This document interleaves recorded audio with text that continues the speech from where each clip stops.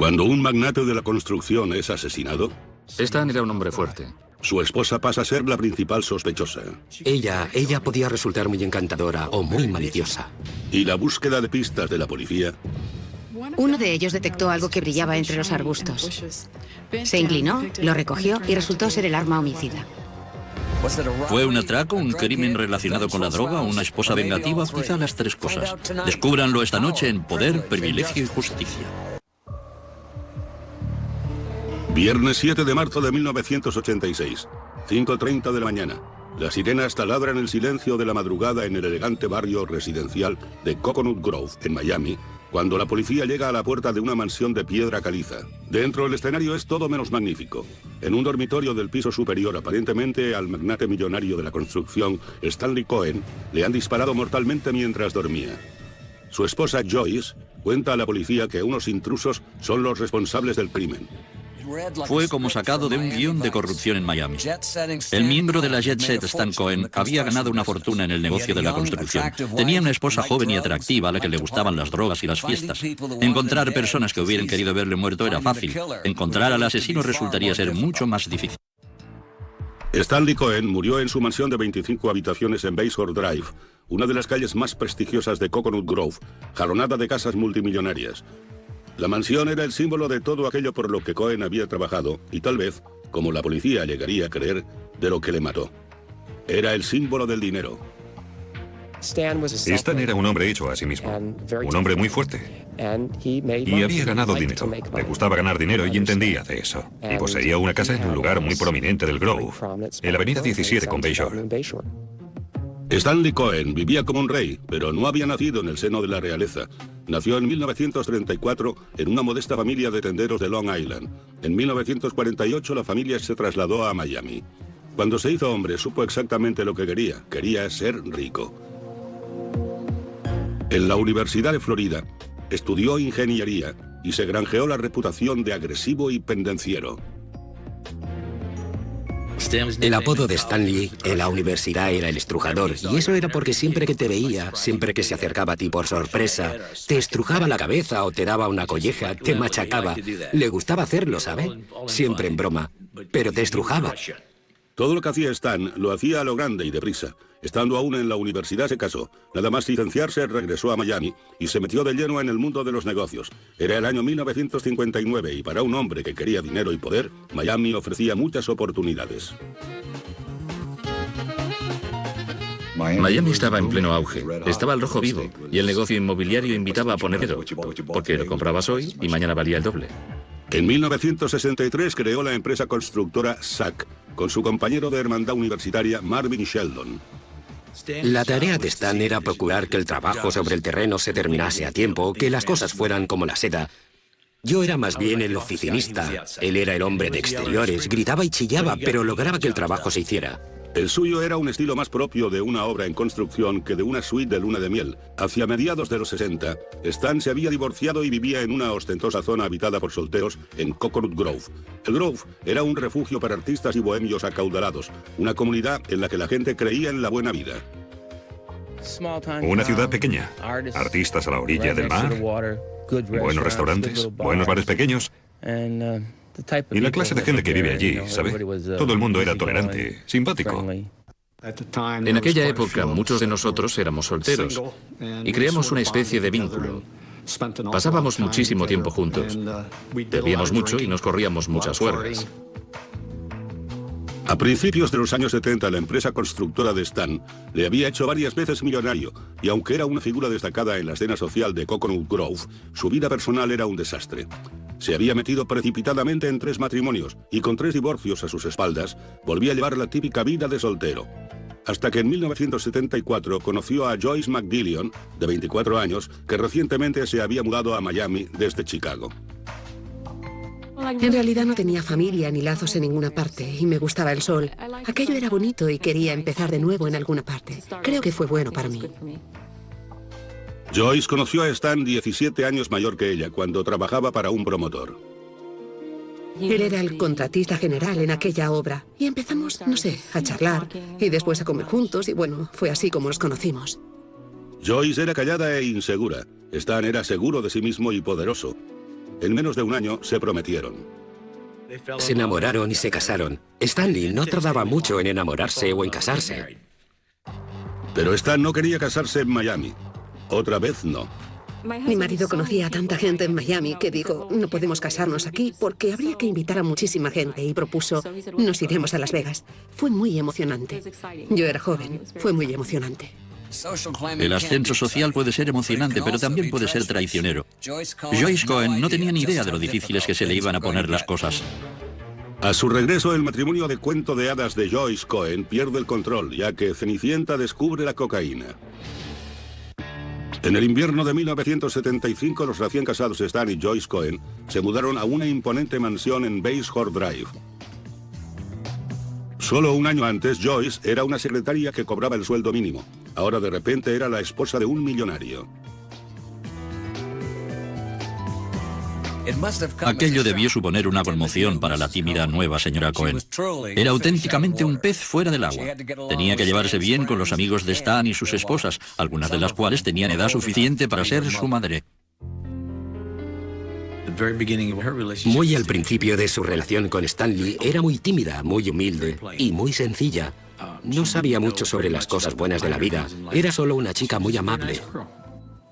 Al principio, a mí personalmente no me gustó mucho, porque no era una persona muy sociable.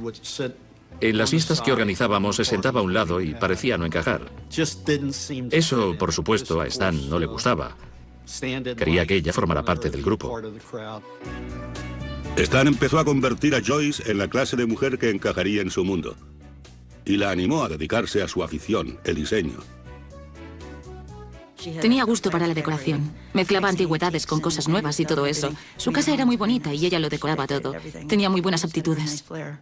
Joyce creó su propia empresa de diseño de interiores con el respaldo del dinero de Stan.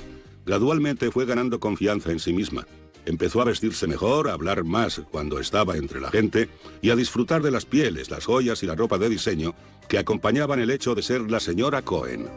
Stan Cohen hizo de Joyce Cohen lo que ella acabó siendo, una persona de intensa vida social. Le proporcionó joyas, pieles, un jaguar y todo lo demás. Joyce no tenía todo eso. Stan Cohen se lo consiguió, y se lo consiguió por un motivo. La quería. ¿Fue una historia como la de Pigmalión? Diría que hasta cierto punto, sí. Stan también enseñó a Joyce a esquiar. Viajaban regularmente a Aspen, Vail y Steamboat Springs, Colorado. Íbamos a distintos lugares con nuestros amigos y una vez fuimos a Steamboat y le encantó. Stan era en el fondo un vaquero. En un viaje a Steamboat Springs, Stan vio la posibilidad de hacer realidad su sueño de vaquero. Compró un terreno de 260 hectáreas y le dio el nombre de Wolf Run Ranch. Fue una costosa fantasía, $150,000 por la tierra y otros miles para convertirla en un rancho de verdad. Uno de los motivos por los que a Stanley le gustaba tanto Steamboat Springs eran los caballos. Construimos allí una hermosa casa para él con un establo.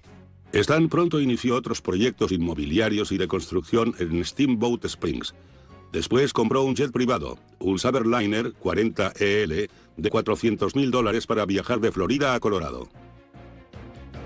Un jet privado es un símbolo de estatus entre los ricos.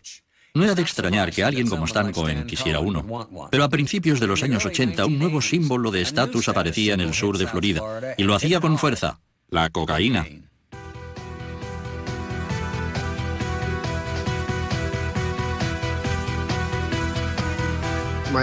Miami estaba plagada de droga. Era casi una moda. Era casi como el combinado o la cerveza que se tomaba en las fiestas de fútbol de la universidad.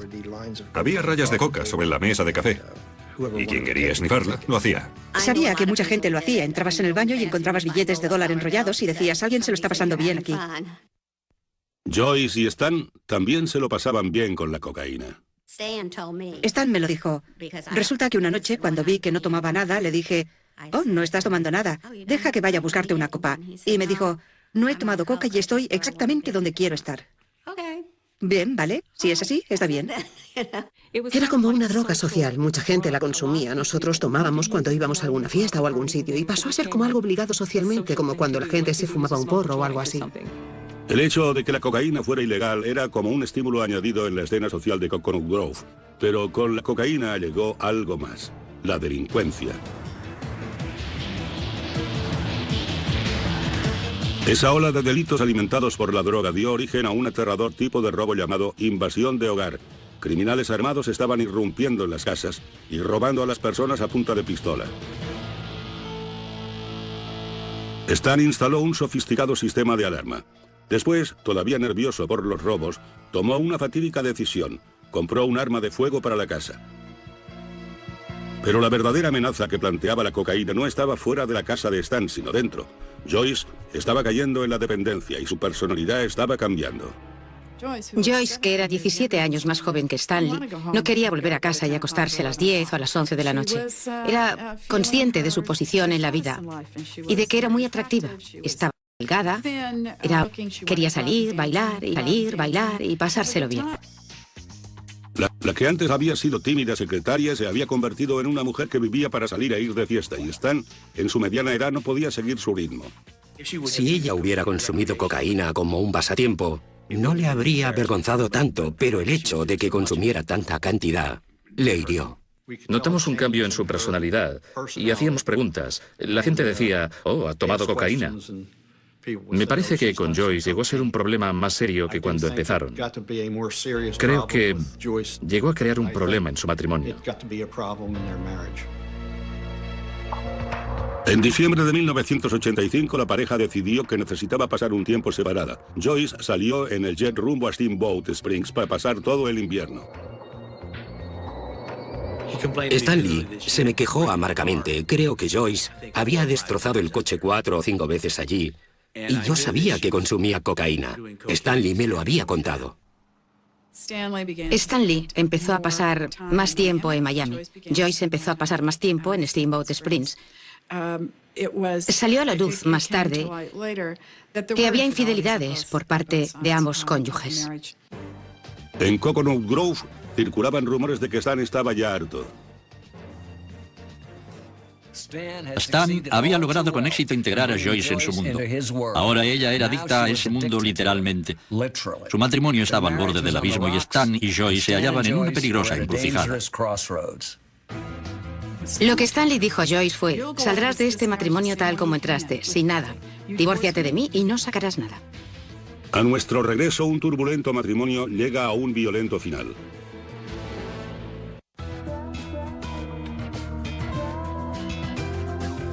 Era la primavera de 1986 y el matrimonio de Stan y Joyce hacía aguas.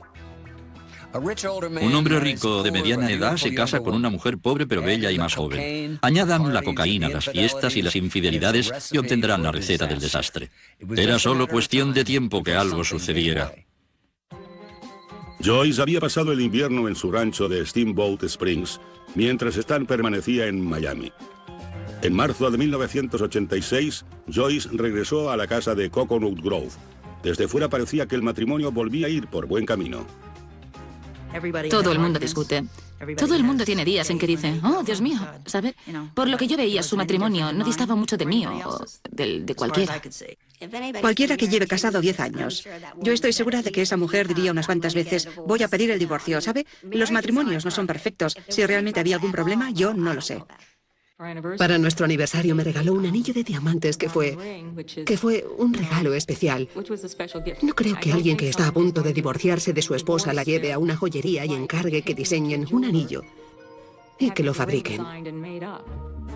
Pero si dentro de la mansión Cohen la atmósfera estaba mejorando, Fua no lo hacía. Por todo Coconut Grove, los robos en el interior de las casas iban en aumento. Cada noche Stan conectaba el sofisticado sistema de alarma de la mansión. Cada noche se aseguraba de que su arma estaba en la mesilla de noche. Creía estar a salvo. Nada podía estar más lejos de la verdad. La noche del 6 de marzo, Stan se acostó temprano. Joyce se quedó levantada, reuniendo objetos para una subasta. A las 5:30 de la madrugada, la policía recibió una llamada de emergencia. Joyce Cohen había llamado al 911 histérica diciendo, ha pasado algo, mi marido está herido. La policía llegó enseguida. La puerta principal estaba abierta. Habían destrozado la puerta posterior de cristal que daba a la cocina. Y su marido yacía muerto en la cama con 4 disparos de arma de fuego en la nuca. Stan yacía de bruces y desnudo sobre la cama. Los sanitarios intentaron sin éxito reanimarle y la policía se dispuso a examinar el escenario del crimen. A las 6:30 de la mañana se llevaron a Joyce a la comisaría para interrogarla. Joyce dijo a la policía que a las 11:30 de la noche oyó ruidos extraños fuera. Preocupada, fue a despertar a Stan. Stan se levantó con la intención de sacar el arma del cajón. Yo le dije, ¿por qué lo haces? Y él dijo, bueno, déjame ir solo a comprobar qué pasa. Y salió al exterior, dio la vuelta a su coche o a su todoterreno, volvió a entrar y me dijo, no, no pasa nada, y después volvió a la cama. Había dejado el arma sobre la mesilla de noche y yo le pregunté por qué no la guardaba y dijo, no, tú déjala ahí. Joyce dijo que no había vuelto a conectar el sistema de seguridad porque iba de un lado a otro de la casa y no quería activar el sensor de movimiento. Declaró que alrededor de las 5 volvió a oír ruidos, esta vez dentro de la casa. Pude ver desde el otro lado del pasillo que había alguien que salía por la puerta y dijo algo así como, larguémonos de aquí. Pero no vi a ninguna otra persona. Solo vi a una persona. Fue entonces cuando subí corriendo y encontré a Stan. La policía tomó muestras para ver si Joyce tenía residuos de pólvora encima y continuó interrogándola. Al final las preguntas pasaron a ser más personales. Empezaron a hacerme preguntas como, ¿cuándo tuvo relaciones sexuales por última vez con su marido? Entonces fue cuando les dije, ¿por qué me preguntan eso? Y a partir de ese momento ya no quise hablar con ellos. Solo quería volver a casa y dormir. Joyce interrumpió bruscamente el interrogatorio y exigió hablar con su abogado. También exigió que la policía abandonara su casa. Llevaban 2 o 3 horas en la casa realizando su investigación. Llamaron a la casa, hablaron con el agente al mando y dijeron que salgan todos de la casa. Tendremos que obtener una orden judicial para poder volver a entrar en ella. El abogado de Joyce creyó que no eran las pruebas del asesinato lo que preocupaba a Joyce, sino las pruebas de la presencia de drogas. Me enteré de que podía haber cocaína en su casa. Y la policía quería volver a entrar en la casa después de que, al no llevar orden judicial, se les dijo que se fueran. Querían que ella les diera su consentimiento. Ross quería que la policía prometiera no juzgar a Joyce por posesión de drogas a cambio de que ella les diera acceso a la casa. Les dije, pueden llamar a cualquiera de los ayudantes del fiscal del estado si me aseguran que si encuentran cocaína en la casa no imputarán a la señora Cohen. Si me hubieran dicho que sí, habría aceptado con gusto que efectuaran el registro.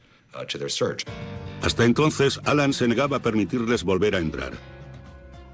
Mientras las horas pasaban, el escenario del crimen se deterioraba y, entre tanto, el cuerpo de Stan Cohen seguía en el interior.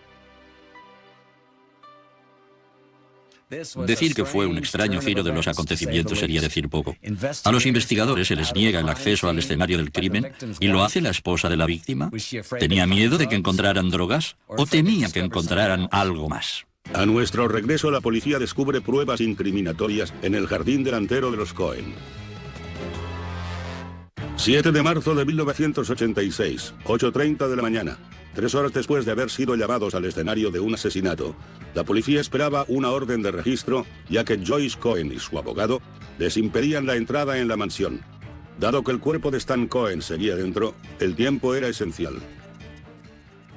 Los investigadores saben que los crímenes se resuelven con más facilidad en las horas inmediatamente posteriores. Cada minuto que pasa otorga más ventaja al criminal con respecto a la investigación. La policía tuvo que esperar horas antes de poder llevar a cabo la investigación del escenario del crimen dentro de la casa. Pero aunque la policía de Miami no podía entrar en la mansión Cohen sin una orden judicial, tenía libertad para buscar fuera. Uno de ellos detectó algo que brillaba entre los arbustos. Se inclinó, lo recogió y resultó ser el arma homicida, el arma que se empleó en el asesinato. Así fue como pasó. El arma resultó ser además la que Stan Cohen guardaba en su mesilla de noche, pero parecía que le habían limpiado las huellas dactilares. Entretanto, el cuerpo estaba aún en la casa y al día siguiente los medios de comunicación contaban historias de cómo la viuda había impedido la entrada de la policía en la casa. Eso, sin duda, a los ojos de mucha gente fue un signo de culpabilidad, aunque no fuera así exactamente como sucedió. Finalmente, a las 2 de la madrugada, tras habérsele negado el acceso al escenario del crimen durante 8 horas, la policía obtuvo una orden judicial para volver a entrar en el hogar de los Cohen. Pero a causa de la demora, el forense tuvo dificultades para determinar la hora de la muerte. Según su opinión, lo más probable era que el crimen se hubiera producido aproximadamente entre las 2 y las 3 de la madrugada, aunque podía haber sido las 5 de la mañana. La policía hizo otro descubrimiento crucial en el baño de arriba. Un pedazo de pañuelo de papel. En él encontraron residuos de pólvora y del maquillaje de Joyce. En la mañana de autos, la policía pasó un algodón por las manos de Joyce Cohen en busca de residuos de pólvora y los encontró. Los hallazgos parecían sustentar lo que los investigadores habían sospechado desde un principio. Siempre resulta sospechoso que desde el primer momento a la afligida esposa le preocupe más que la policía registre su casa a que puedan llegar a incriminarla. Por lo tanto, desde el primer instante era normal que Joyce Cohen despertara sospechas. El inspector del caso prácticamente anunció que iban a resolverlo de inmediato. Y creo que ya en ese momento pasé a ser su blanco. Pero la policía consideraba que todavía no tenía suficientes pruebas para arrestar a Joyce, aunque estaban seguros de que estaba involucrada. La teoría policial era que Joyce había matado a Stan, temiendo que un divorcio la dejara sin un céntimo y la privara de su recién adquirido estatus. Joyce era una persona que llevaba mucho tiempo dándose buena vida. Se desplazaba en jet y acudía a fiestas en los lugares más bonitos, alternaba con la alta sociedad de Miami y también de Colorado, e iba a perderlo todo. Iba a ser echada de la casa sin nada. Joyce y sus amigos tenían una versión distinta. Yo pensé que habría sido algún tapicheo de drogas que había salido mal, o que Stan había molestado a alguien a quien no debía molestar. Era un hombre que nunca había estado vinculado a nada peligroso. No tenía un círculo de amigos, ni un trabajo en el que estuviera en peligro. No tenía negocios sucios. Creo que tuvo algo que ver con sus transacciones. Él había dicho que iba a ganar mucho dinero y que se iba a retirar, ¿sabe? Pronto. Al parecer, había indicios de que estaba blanqueando dinero con la droga. No sé, pero creo que eso tuvo algo que ver con su muerte. Pero en menos de una semana, la policía encontró otra prueba forense que incriminaba a Joyce. Había pedazos de pañuelo de papel. Pedazos de pañuelo en la pistola que se consideraba el arma homicida, lo que parecía indicar que la había limpiado. Y la policía logró relacionar esos pedazos del arma con el pañuelo de papel encontrado en el escenario del crimen. Es un papel similar al del pañuelo hallado en la papelera del cuarto de baño de Joyce, en el que había moco suyo. También había bismuto, un elemento presente en los cosméticos, y también una marca del retroceso del arma. Usaron esa prueba para decir, lo que sucedió fue lo siguiente. Joyce Cohen sacó un pañuelo de papel, se limpió la nariz y la cara, y así fue como el moco nasal y el maquillaje pasaron al pañuelo. Después cogió ese pañuelo, vio el arma en el suelo junto a la cama, la limpió y la arrojó por el balcón, y después escondió ese pañuelo de papel. Claro, la policía tenía pruebas, pero les iba a hacer falta algo más que un pedazo de pañuelo de papel en una papelera para conseguir una condena. Lo que en realidad necesitaban era un testigo. El 7 de marzo de 1988 marcó el segundo aniversario del asesinato de Stan Cohen. La policía tenía un archivo entero de pruebas circunstanciales contra Joyce Cohen, pero esta aún no había sido arrestada. Los fiscales sabían que con el dinero de Joyce Cohen respaldándola, les iba a hacer falta una acusación a toda prueba. Necesitaban desesperadamente un gran avance en este caso, y como ocurre a menudo, les vino de una fuente inesperada. En 1986 la policía detuvo a un ladrón de casas llamado Frank Zuccarello, que parecía poseer la clave para la resolución del caso Cohen. Había proporcionado información inicial sobre más de 50 robos con invasión de hogar. Y a aquellas alturas, Frank Zuccarello había hecho mención de varios homicidios, uno de ellos el del caso Cohen. A Zuccarello le iba a caer una seria condena. Estaba dispuesto a intercambiar información por lenidad. Dijo que había sido el jefe de la banda de ladrones que había matado a Stan Cohen. Frank Zuccarello identificó a 2 personas más, Tommy Lamberti y Anthony Caragiolo, como miembros de una banda dispersa de ladrones con invasión de hogar. Consiguió su acuerdo. Dicho acuerdo garantizaba que a cambio de un testimonio veraz, se declararía culpable de 2 de los robos con invasión de hogar que había confesado, y que ellos coordinarían las diligencias con el condado de Broward, etc. De ese modo, cumpliría menos de 2 años de condena. A cambio del trato, Zuccarello contó a la policía una historia que dejaba a Joyce Cohen como una codiciosa asesina. Ellos frecuentaban los clubes nocturnos, las salas de fiestas de Coconut Grove, y allí fue donde tuvieron la oportunidad de conocer a Joyce Cohen. Según Frank Zuccarello, Joyce Cohen los contrató a los 3 para orquestar un robo falso, llevarse joyas, etc. Ella pensaba reclamar a la aseguradora y después repartirse el dinero con ellos. Dijo que después el plan pasó a ser de asesinato y que lo que Joyce quería que hicieran en realidad era asesinar a su marido. Zuccarello falló en varias pruebas del polígrafo y cambió su versión más de una vez. No obstante, la policía le creyó. Según Zuccarello, el ejecutor fue Anthony Caracciolo, en ese momento en prisión por otros cargos de robo. En octubre de 1987, Caracciolo fue acusado del asesinato de Stan Cohen, pero Caracciolo lo negó todo. De repente empezaron a hablarme del asesinato de Cohen y les dije, ni siquiera sé de qué me están hablando. Yo no conocía a Joyce Cohen, nunca la había visto y hasta hoy nunca he estado en la misma habitación que ella. A pesar de las contradictorias versiones, los fiscales siguieron adelante. En octubre de 1988, por fin, estuvieron preparados para acusar a Joyce Cohen de asesinato. Frank Zuccarello presentó una historia aceptable. Una vez escucharon su historia, la llevaron ante el gran jurado y consiguieron un enjuiciamiento. Bastante sencillo. El 23 de octubre de 1988, el gran jurado acusó a Joyce Cohen de asesinato en primer grado por conspirar para matar a su marido. Si se la condenaba, podía ir a la silla eléctrica. El ascenso de Joyce Cohen había sido rápido. Su caída fue aún más impactante. Pero los casos de conspiración son tremendamente difíciles de demostrar para los fiscales. Y este no iba a ser una excepción. El juicio de Joyce comenzó el 10 de octubre de 1989. Los fiscales comenzaron con el móvil de Joyce.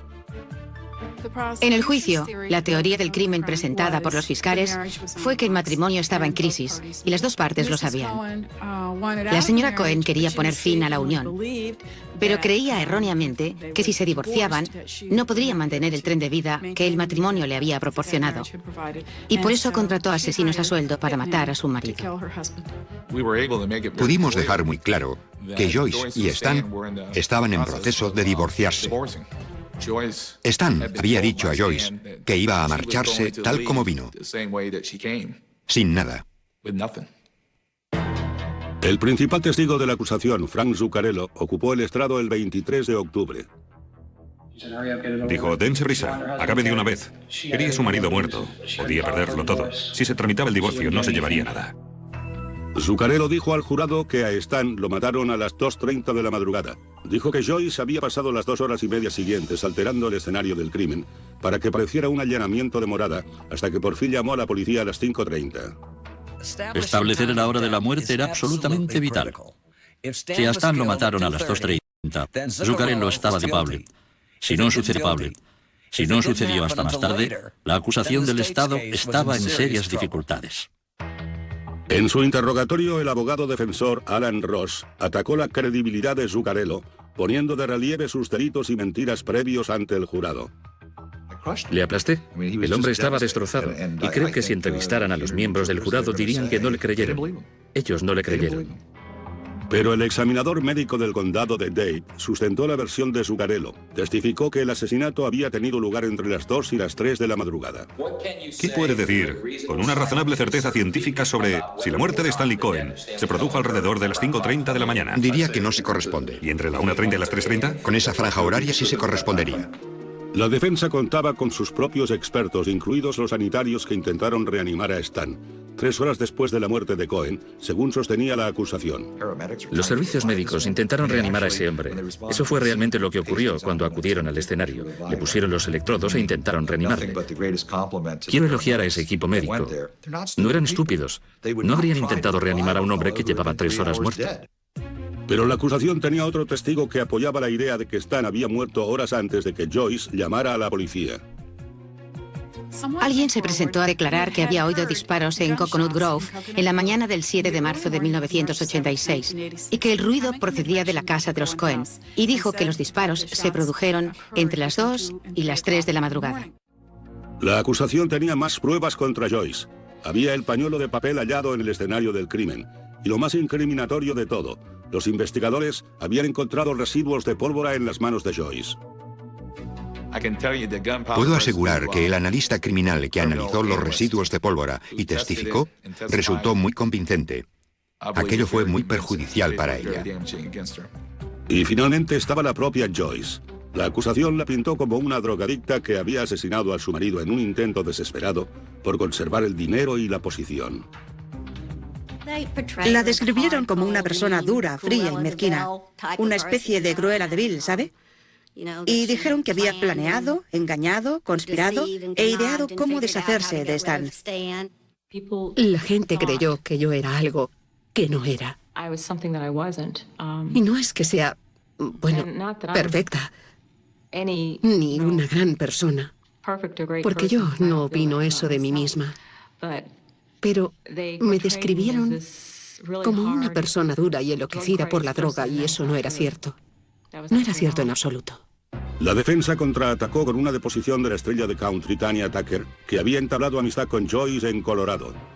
Tanya Tucker y Joyce Cohen pasaron una noche juntas, sentadas frente a la chimenea, bebiendo champán y esnifando coca. Intercambiaron confidencias, se lamentaron de las cosas tristes que había habido en sus vidas y crearon un vínculo aquella noche. Tucker declaró que Joyce le confió sus problemas conyugales, pero jamás dijo nada acerca de matar a Stan. Joyce no llegó a testificar. Su abogado defensor dijo que los hechos hablaban por sí solos. No me pareció que su testimonio fuera a aportar nada nuevo al caso. Todo lo que ella iba a decir se había planteado ya ante el jurado. En cualquier juicio, el testimonio de carácter es crucial. Puede determinar el móvil o convencer a un jurado de que el acusado fue capaz de cometer el crimen. La cuestión era, ¿a qué Joyce vería el jurado? ¿A la amante esposa de la alta sociedad de Coconut Grove? ¿O a la drogadicta y asesina desalmada? El 14 de noviembre de 1989, el caso de Joyce Cohen fue trasladado al jurado. Su vida estaba ya en sus manos.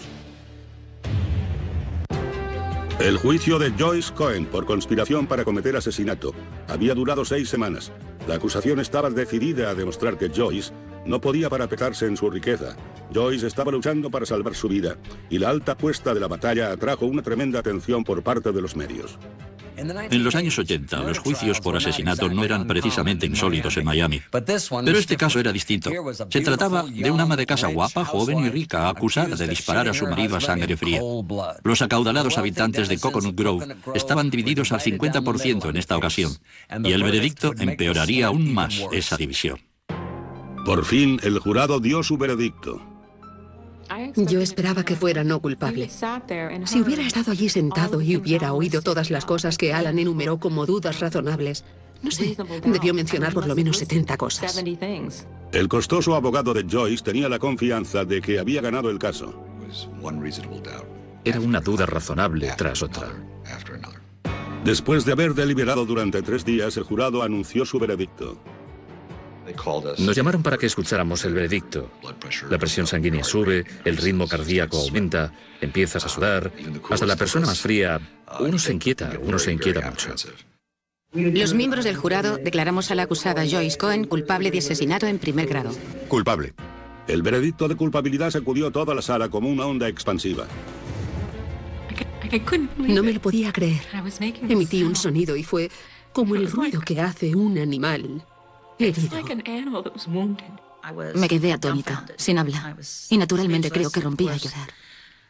Creo que prácticamente todos lo hicimos. Y empezamos a abrazarnos, porque no nos lo podíamos creer. El veredicto abrió una brecha en todo Coconut Grove, entre los que creían que Joyce era una víctima inocente y los que pensaban que era una asesina despiadada. Para nosotros fue algo aterrador cuando lo supimos. Yo no me lo podía creer. Era desconcertante saber que había personas que la consideraban culpable. Creo que ella tuvo un papel en el asesinato de Stanley. Podría decir que no lo sé. Yo lo dejé en manos del jurado, pero creo que estaba implicada. Pero aún no se había acabado. El jurado tenía que decidir la sentencia. Pasé por la fase de la pena de muerte, ¿sabe? Es cuando tienes que esperar todo el tiempo que ellos tardan en decidir si van a imponerte la pena de muerte o no. Y durante ese tiempo te llevan al calabozo. Creo que fueron unos 37 minutos aproximadamente. Y fueron 37 minutos muy largos. El jurado no lograba el consenso con respecto a la pena de muerte, por lo que el juez sentenció a Joyce Cohen a cadena perpetua. La condenó por el cargo de asesinato en primer grado a cadena perpetua sin posibilidad de obtener la libertad condicional antes de 25 años. Para todos y para mí, ha sido totalmente justa la condena. Ella debe pasar toda su vida en prisión. Como asesina convicta, Joyce no tenía derecho a ninguna parte de la fortuna de Stan. Pero lo irónico fue que, en un caso que giraba en torno al dinero, resultó que no había ni de lejos tanto como todo el mundo creía. En los periódicos se publicó que la fortuna ascendía a 12 millones de dólares. Pero si la fortuna ascendía a 12 millones de dólares, él poseía 11. El contable de Stan Cohen me dijo que poseía un gran talento para manejar cifras, para pedir dinero prestado, para pagar dinero, y que en eso podía realizar un trabajo magistral. Hoy, gracias a su pacto para declararse culpable, Frank Zuccarello es un hombre libre. Anthony Caracciolo y Tommy Lamberti alegaron su no participación en el asesinato de Stan Cohen. A los dos se les impuso una condena de 41 años y continúan insistiendo en su inocencia. La única cosa que me relaciona con el escenario del crimen es el perjurio en el testimonio de Frank Zuccarello. Lo esencial es que hasta el día de hoy no he conocido a esa mujer. Y aunque se nos adjudicó a los dos el mismo caso en el mismo tribunal, no he estado en la misma habitación con ella ni en la misma sala de tribunal. Eso no ha sucedido. Jamás le he puesto la vista encima. El misterio del asesinato de Stan Cohen tenía que haberse resuelto, pero no fue así. 5 años después de la condena de Joyce, apareció la periodista de Miami, Gail Bright, asegurando que el principal investigador del caso le dijo en su momento que sabía que Frank Zuccarello había mentido sobre los asesinos a sueldo implicados en el crimen.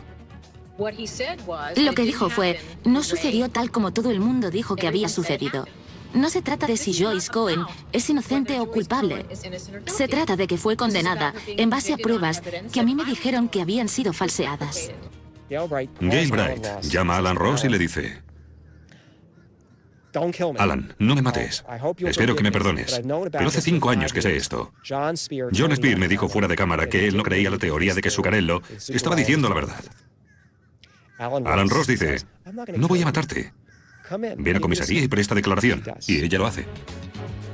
Ahora Joyce Cohen intenta lograr que su sentencia sea revocada en un tribunal federal. La moción es su última oportunidad de lograr la libertad. A menos que la verdad salga a la luz, a menos que seamos capaces de demostrarla, jamás podré salir de aquí. Aunque algún día llegue a salir de la cárcel, es poco probable que Joyce Cohen regrese alguna vez a su vida de mansiones en la bahía y glamurosa vida nocturna.